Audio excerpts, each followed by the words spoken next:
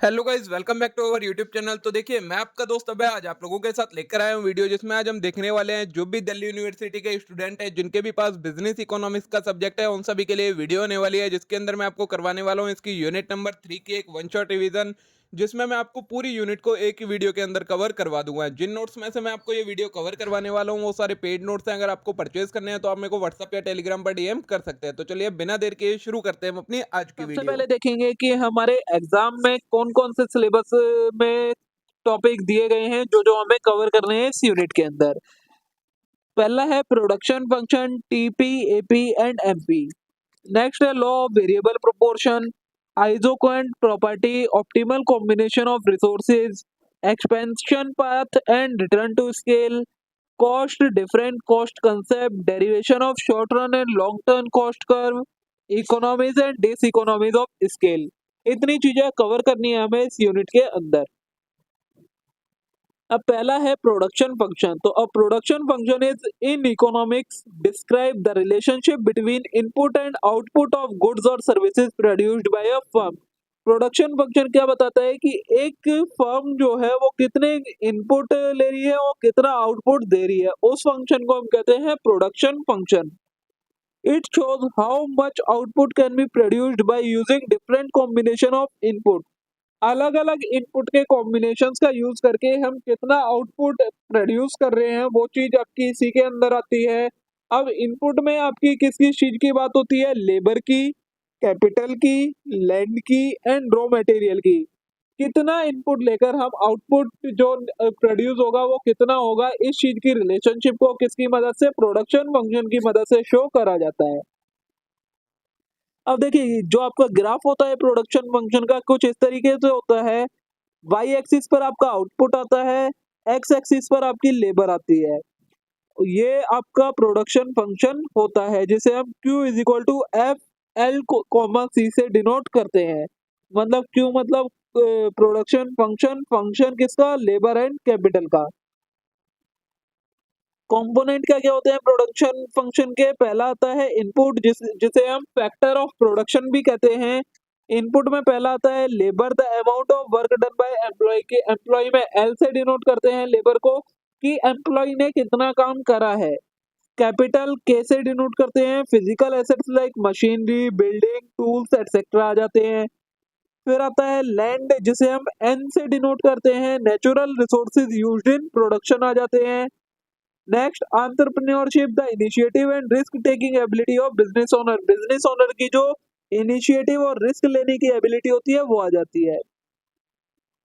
Next आता है output, the quantity of goods और service produced by a firm. एक फर्म ने कितनी गुड्स एंड सर्विसेज को प्रोड्यूस करा है वो आ जाता है आपके आउटपुट में।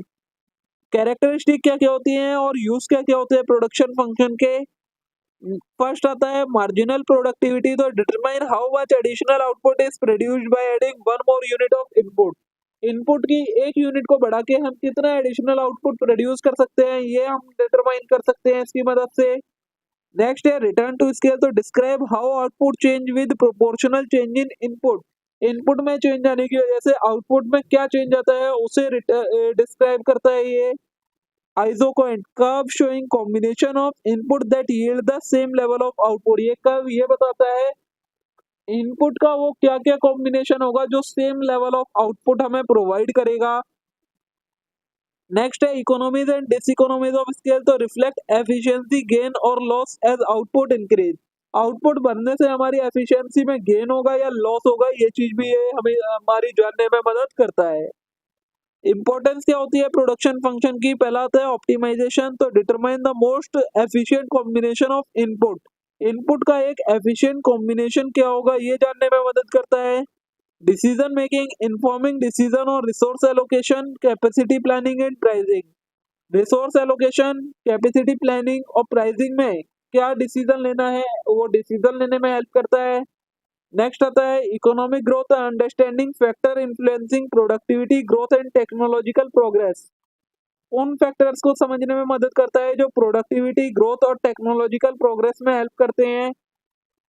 ठीक है, अब आता है in context of production function, TP, AP and MP stand for different concept related to production function. TP क्या होता है? आपका टोटल प्रोडक्ट। तो total product refers to the total output of production generated by a firm from a given quantity of input during a specific period of time. Given quantity of input में एक firm ने कितना output का production करा है, output दिया है या फिर प्रोडक्शन करा है, वो कहलाता है आपका total product. Mathematically if we denote total product, it can be expressed as total product as a function of capital and labor, where K represent capital input and L represent labor input. ठीक है. Average product क्या होता है? Average product represent the output per unit of input. एक unit of input से कितना output बनता है वो कहलाता है आपका average product. It calculated by dividing total product by quantity of input used. इसे हम कैसे निकालते हैं? टोटल प्रोडक्ट को हम इनपुट यूज्ड की क्वांटिटी से डिवाइड कर देते हैं. Next, mathematically AP is equal to TP upon L, where L is quantity of labour used. Formula क्या बन जाता है? AP is equal to total product upon में L. AP help firm understand the productivity of each unit of input. When AP is increasing, it indicate increasing productivity per unit. क्या बोला है? AP जो होती है वो फर्म को ये समझने में मदद करती है कि एक यूनिट ऑफ इनपुट से क्या प्रोडक्टिविटी है, और अगर AP बढ़ रही है तो ये बताता है कि प्रोडक्टिविटी पर यूनिट बढ़ रही है, और AP कम हो रही है तो ये बताता है कि प्रोडक्टिविटी पर यूनिट कम हो रही है. मार्जिनल प्रोडक्ट MP क्या होता है? Marginal product refers to the additional output produced by employing one more unit of input while keeping other thing constant. बाकी चीजों को कांस्टेंट रख के अगर हम इनपुट की एक क्वांटिटी बढ़ाएं तो आउटपुट की क्वांटिटी में क्या चेंज आएगा, वो होता है आपका मार्जिनल प्रोडक्ट. मैथमेटिकली हम इसे कैसे दिखाते हैं? Change in total product upon में change in input, where TP this is change in total product resulting from change in labour input. MP is crucial because it helps firm determine the optimum level of input use. MP किस लिए जरूरी है? क्योंकि ये firm को ये जानने में मदद करता है कि आपका ऑप्टिमम लेवल ऑफ आउटपुट क्या होने वाला, इनपुट क्या होने वाला है. As long MP is positive greater than AP, increasing the output will increase total output and potentially profit. MP जब तक पॉजिटिव है और AP से ज्यादा है तो क्या होता है? आपका आउटपुट बढ़ेगा, जिससे आपका टोटल आउटपुट बढ़ेगा और आपका प्रॉफिट भी बढ़ेगा. आपका ग्राफ जो होता है TP, MP और AP का कुछ इस तरीके का होता है. Y एक्सिस पर आपका टोटल प्रोडक्ट आता है, X एक्सिस पर आपका लेबर आता है. एक मिनट, Y एक्सिस पर आपका ये टोटल प्रोडक्ट नहीं, इस पर कैपिटल आता है, यहाँ पर लेबर आता है. ये जो ग्राफ गया ये आपका टोटल प्रोडक्ट का ग्राफ है, ये ग्राफ है आपका मार्जिनल प्रोडक्ट का MP का. ठीक है. इसमें 3 स्टेज होती हैं टोटल प्रोडक्ट में: इंक्रीजिंग स्टेज, मैच्योर स्टेज और डिक्लाइनिंग स्टेज. ठीक है. ये था आपका TP, MP और AP का कंसेप्ट प्रोडक्शन फंक्शन में. नेक्स्ट है लॉ ऑफ वेरिएबल प्रोपोर्शन. क्या होता है? तो the law of variable proportion, also known as law of diminishing marginal utility, is a fundamental concept in economics that describe the relationship between quantity of input used in production and resulting output. Law of variable proportion, जिसे हम law of diminishing marginal return भी कहते हैं, ये क्या बताता है कि इनपुट की क्वांटिटी बढ़ाने से आउटपुट की क्वांटिटी में क्या चेंज आता है, वो चीज ये बताता है law of variable proportion. The law of variable proportion states that if one input factor is increased while keeping other factor fixed, there will be point beyond which resulting increase in input will diminish or decrease. क्या बोला है? law of variable proportion ये बोलता है कि अगर हम एक इनपुट फैक्टर को बढ़ाएंगे, बाकी सबको फिक्स्ड रख देंगे, तो इससे क्या होगा? एक टाइम के बाद जो हमारा रिजल्टिंग आउटपुट है वो डिक्रीज होना शुरू हो जाएगा, क्योंकि बाकी सारे फैक्टर इसमें कांस्टेंट हो जाते हैं. ये आपको ग्राफ बताया गया है. ये आपका आउटपुट का एक्सिस है, Y एक्सिस. एक्स एक्सिस पर आपके वेरिएबल फैक्टर्स है. देखिए जो आपका टोटल प्रोडक्ट है ये इस तरीके से इंक्रीज हुआ और फिर डिक्रीज होना शुरू हो गया. एक लेवल तक जब हमने वेरिएबल फैक्टर्स को बढ़ाया तो ये बढ़ता गया, लेकिन एक टाइम के बाद ये डिक्रीज होना शुरू हो गया. आपका MP का ग्राफ ये है और AP का ग्राफ ये वाला है. ठीक है, जो पीछे वाला दूसरा वाला है. 3 स्टेज होती हैं आपकी इसमें, वही है. अब इसमें fixed and variable input. In production there are typically 2 types of input. Production के अंदर 2 तरीके के इनपुट होते हैं, fixed and variable. Fixed input क्या होते हैं? Fixed are those that can not be easily changed in short run. ऐसे इनपुट जिसे हम शॉर्ट रन में चेंज नहीं कर सकते जल्दी, वो कहलाते हैं आपके फिक्स्ड इनपुट। वेरिएबल इनपुट क्या होते हैं? Are those that can be adjusted in short run. ऐसे इनपुट जो शॉर्ट रन में एडजस्ट किए जा सकते हैं वो कहलाते हैं वेरिएबल इनपुट। Assumption क्या होती है? The law of variable proportion assume that at least one input is fixed while other can vary. Law of variable proportion क्या कहता है कि कम से कम एक इनपुट फिक्स्ड होना चाहिए अगर दूसरा बाकी सारे आपके वेरिएबल हैं तो। It also assume the technology and other factor influencing production remain constant. ये भी एज्यूम करता है कि इस टाइम पर जो टेक्नोलॉजी और बाकी फैक्टर जो प्रोडक्शन को इन्फ्लुएंस करते हैं वो आपके कांस्टेंट रहेंगे।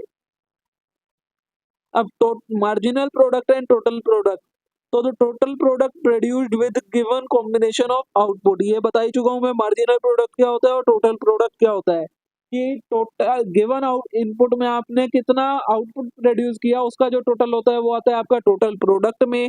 और मार्जिनल प्रोडक्ट में क्या आता है? एक यूनिट ऑफ इनपुट बढ़ाने से आपके टोटल आउटपुट में कितना चेंज आया वो कहलाता है आपका मार्जिनल प्रोडक्ट। अब जो ये हमने ग्राफ देखे इसमें स्टेजेस ऑफ प्रोडक्शन की 3 स्टेजेस बताई थी। पहला आता है increasing return to a factor stage 1। Initially as more variable input is added to fixed input the marginal product increase. जितना हम क्या करते हैं फिक्स्ड यूनिट को के अंदर वेरिएबल इनपुट को बढ़ाते जाते हैं हमारा मार्जिनल प्रोडक्ट इंक्रीज होता है। This stage is characterized by increasing marginal return. इस स्टेज को हम क्या कहते हैं? इंक्रीजिंग मार्जिनल रिटर्न कहते हैं। Where each additional unit of input contribute more to total output than the previous unit. जिसके अंदर इनपुट की हम हर जो एडिशनल यूनिट ऐड करते हैं वो हर आउटपुट को पिछली यूनिट से ज्यादा आउटपुट बनाकर देती है इसके अंदर। सेकेंड स्टेज आती है diminishing return to a factor. Eventually adding more unit of variable leads to diminishing marginal return. In this stage, the marginal product start to decline, indicating the efficiency of the input is decreasing relative to fixed input. इसमें क्या होता है? Second stage में हम fixed input के अंदर variable input की quantity बढ़ा रहे हैं, लेकिन उससे क्या हो रहा है? अब हमारा डिमिनिशिंग मार्जिनल रिटर्न आ रहा है। मतलब जो हमारी पहले वाली यूनिट थी वो ज्यादा आउटपुट दे रही थी, अब जो हम नेक्स्ट यूनिट इनपुट की ऐड कर रहे हैं उससे हमें कम आउटपुट मिल रहा है। वो कहलाता है आपका diminishing return to a factor. Total output continues to increase but at a decreasing rate. जो हमारा टोटल आउटपुट है वो बढ़ तो रहा है लेकिन डिक्रीजिंग रेट से अब बढ़ रहा है। थर्ड स्टेज आती है negative return to factor. If additional unit of variable input added beyond a certain point the output में स्टार्ट डिक्रीज। इसमें क्या होता है? अगर हम वेरिएबल इनपुट की एडिशनल यूनिट को इंट्रोड्यूस करते हैं तो उससे क्या होता है? आपका टोटल आउटपुट डिक्रीज होना शुरू हो जाता है। This stage is characterized by negative marginal return where each additional unit input decrease output. ये कहलाती है आपकी नेगेटिव मार्जिनल रिटर्न। इसके अंदर आपकी जो इनपुट की एडिशनल यूनिट है वो क्या करती है? आउटपुट को डिक्रीज करना शुरू कर देती है। ठीक है, ये हो गया आपका किस चीज का? ये स्टेजेस ऑफ प्रोडक्शन वाला कंसेप्ट। अब नेक्स्ट टॉपिक है हमारा आइसोक्वेंट का। Isoquant are graphical representation used in production theory to depict different combination of input that can produce a given level of output.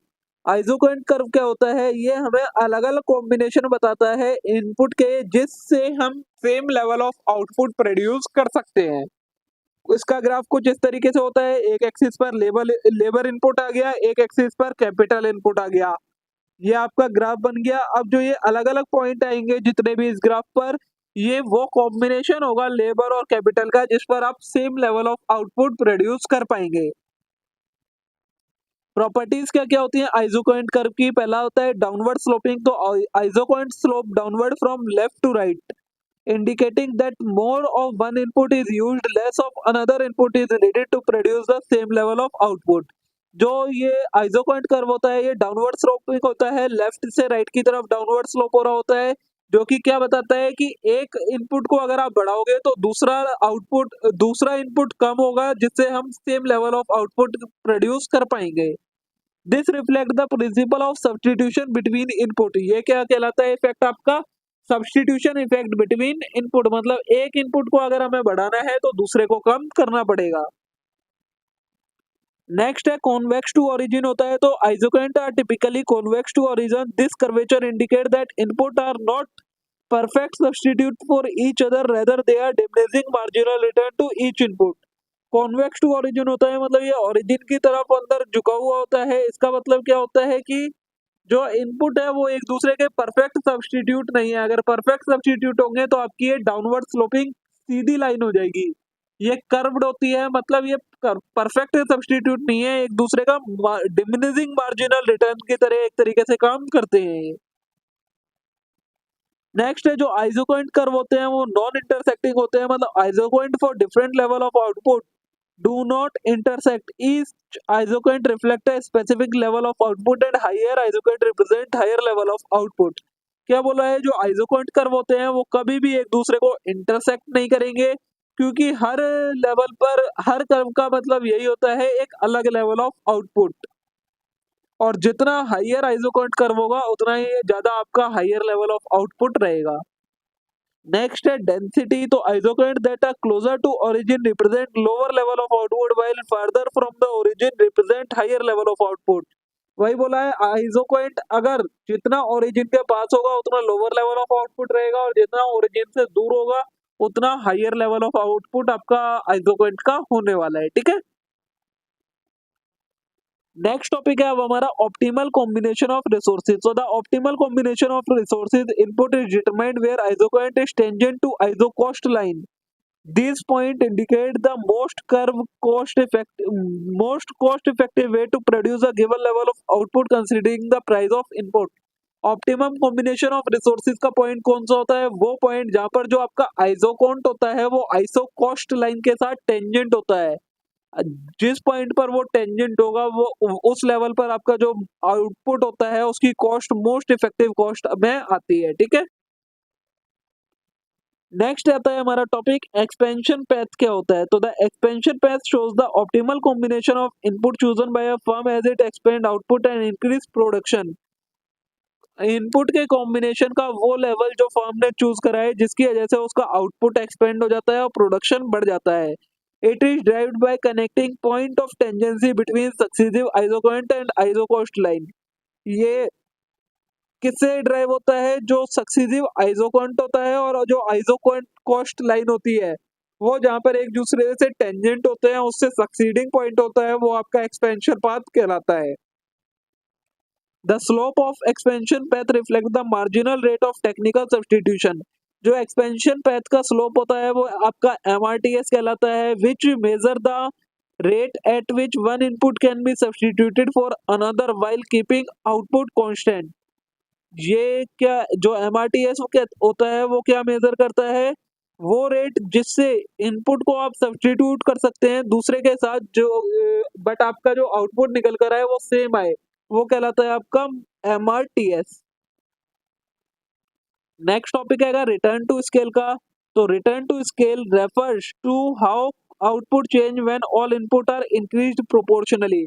अगर हम इनपुट को प्रोपोर्शनली बढ़ा दे तो आउटपुट में क्या चेंज आता है वो कहलाता है आपका return to scale. The concept is related to isoquant. ये जो कंसेप्ट है वो थोड़ा थोड़ा आइसोकोंट से मिलता है। किस तरीके से मिलता है, इंक्रीजिंग रिटर्न टू स्केल, तो if output increase more than proportionally with increase in all input the isoconts are relatively close to each other and downward sloping but not too steep। क्या बोला है, अगर आपका आउटपुट बढ़ जाता है ज्यादा प्रोपोर्शन में जितना आपने इनपुट बढ़ाया हो तो इससे क्या होता है आपका जो आइसोकोंट होगा वो एक दूसरे के पास में होंगे बहुत ज्यादा और डाउनवर्ड स्लोपिंग होंगे बट पूरी तरीके से स्टीप नहीं होंगे। फिर है कांस्टेंट रिटर्न टू स्केल आता है, तो if output increase proportionally with increase in all input. अगर आपका जो आउटपुट है वो उतना ही बढ़ता है जितना आपका इनपुट आपने जितने प्रोपोर्शन में बढ़ाया हो तो वो कहलाता है आपका कांस्टेंट रिटर्न टू स्केल। और डिक्रीजिंग रिटर्न टू स्केल क्या होता है आपका, ऐसे ही बता देता हूं मैं कि अगर आपने इनपुट ज्यादा प्रोपोर्शन में बढ़ाया बट उतने प्रोपोर्शन में आपका आउटपुट नहीं बढ़ता है वो कहलाता है आपका डिक्रीजिंग रिटर्न टू स्केल। ठीक है, ये हो गया आपका यहाँ तक प्रोडक्शन का सारा कंसेप्ट ओवर। अब जो नेक्स्ट कंसेप्ट स्टार्ट होता है वो स्टार्ट होता है आपका कॉस्ट का। सबसे पहले कौन कौन से टाइप की कॉस्ट होती है, फिक्स्ड कॉस्ट आती है पहले। Fixed cost are expense that do not vary with the level of production और सेल्स। प्रोडक्शन या सेल्स की वजह से फिक्स्ड कॉस्ट का लेवल कभी भी चेंज नहीं होता है। They remain constant regardless of output, और ना ही आउटपुट की वजह से इसका लेवल चेंज होता है। एग्जाम्पल में कौन कौन से आ जाते हैं आपके, rent, salaries, staff, insurance, premium, depreciation of fixed assets, ये सारे आपके फिक्स्ड कॉस्ट के अंदर आ जाते हैं।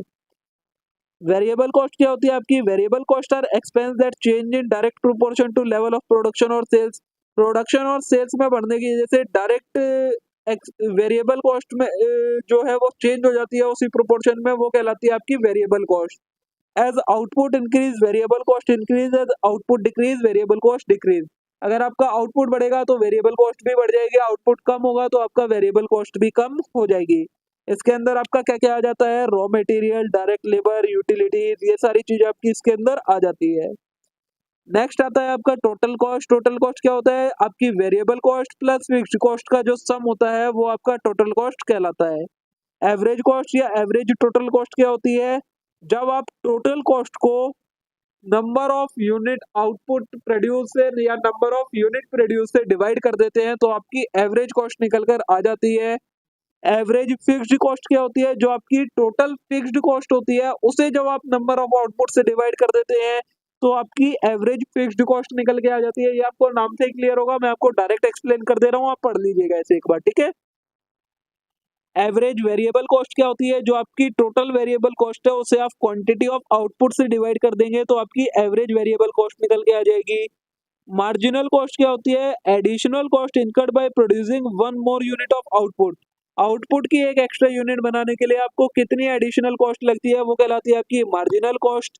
कैसे कैलकुलेट करते हैं, टोटल कॉस्ट में कितना चेंज आया आउटपुट में चेंज आने की वजह से, तो टोटल कॉस्ट में चेंज जो आया उसे आउटपुट में जो चेंज आया उससे डिवाइड कर दोगे तो आपकी मार्जिनल कॉस्ट निकल कर आ जाती है।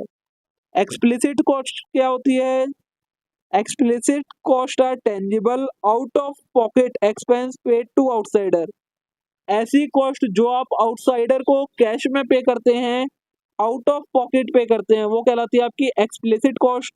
इम्प्लिसिट कॉस्ट क्या होती है, जो आपकी अपॉर्चुनिटी कॉस्ट होती है, रिसोर्सेज को जो फर्म के खुद के रिसोर्सेज है उन्हें यूज करने की वजह से जो उनकी अपॉर्चुनिटी कॉस्ट कम हो जाती है वो कहलाती है आपकी इम्प्लिसिट कॉस्ट। संक कॉस्ट क्या होती है, ऐसी कॉस्ट जो आपने इनकर कर ली है अब वो उसे आप रिकवर नहीं कर सकते, वापस नहीं पा सकते, वो कहलाती है sunk cost.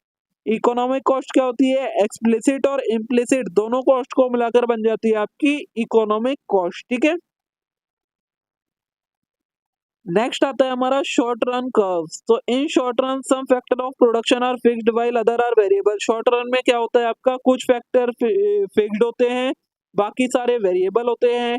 Typically capital is considered fixed factor, जो कि कैपिटल होती है आपकी उसे हम फिक्स्ड फैक्टर कंसीडर करते हैं क्योंकि उसे हम इजीली एडजस्ट नहीं कर पाते, जबकि जो लेबर और रॉ मटेरियल होता है उसे हम वेरिएबल फैक्टर कंसीडर करते हैं। अब टोटल फिक्स्ड कॉस्ट क्या होती है आपकी, total fixed cost is cost of fixed input that do not change with level of output. Output में चेंज आने की वजह से आपकी जो कॉस्ट चेंज नहीं होती है वो कहलाती है आपकी फिक्स्ड इनपुट की fixed cost. It remain constant regardless of quantity of output. Quantity of output कुछ भी हो ये चेंज नहीं होती है।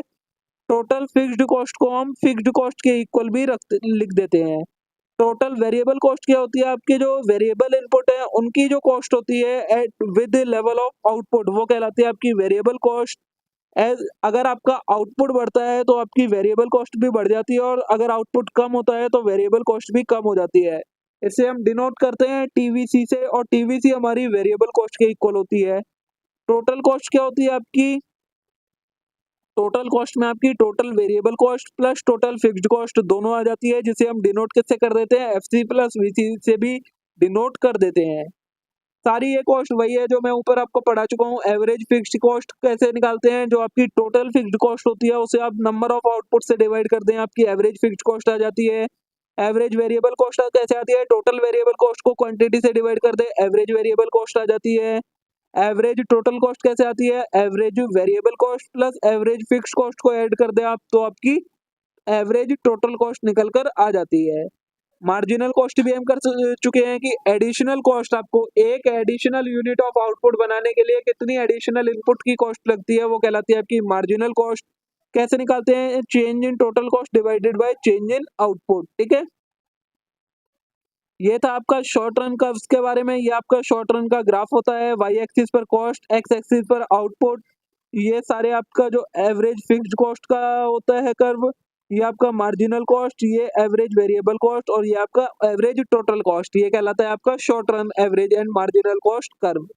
लॉन्ग रन क्या होता है? In long run all factor of production are variable. Long run के अंदर सारे आपके फैक्टर ऑफ प्रोडक्शन वेरिएबल होते हैं। फर्म उन्हें अपने अकॉर्डिंग, प्रोडक्शन कैपेसिटी के अकॉर्डिंग एडजस्ट कर सकती है। Size of their factory change हो रहा है, उसकी वजह से न्यू टेक्नोलॉजी के अकॉर्डिंग उन्हें एडजस्ट कर सकती है। यहाँ पर कोई भी फिक्स्ड कॉस्ट नहीं होती है, सारी कॉस्ट वेरिएबल होती है। Long run average cost curve क्या, ये आपको कर्व दे रखा है, वाई एक्सिस पर कॉस्ट, एक्स पर आउटपुट। ये आपके सारे शॉर्ट रन वाले हैं। वो पॉइंट जहां पर आपके सारे शॉर्ट रन कॉस्ट को कर्व जो होते हैं उन्हें टेंजेंट करके एक लाइन बनाई जाए, वो कहलाती है आपकी long run average cost curve. ठीक है। Long run average cost curve shows the minimum cost per unit of producing each level of output. Her output को प्रोड्यूस करने के लिए जो मिनिमम लेवल ऑफ कॉस्ट लगती है वो कहलाता है आपका long run average curve. It is derived from series of short run average cost curve. Short run average cost curve से हम इसे डिराइव करते हैं। सारे जो टेंजेंट पॉइंट है शॉर्ट रन कॉस्ट कर्व के, उन्हें जब हम मिला देते हैं तो वो आपका एक long run average cost curve बन जाता है। ठीक है। एक्सपेंशन पाथ क्या होता है ये हम पढ़ ही चुके हैं, आप एक बार देख लीजिएगा।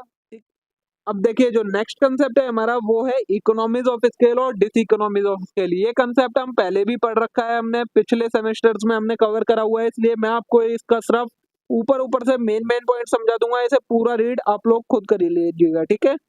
इकोनॉमीज ऑफ स्केल क्या होता है? Refers to the cost advantage that an enterprise obtain due to expansion in size, output और स्केल ऑफ प्रोडक्शन।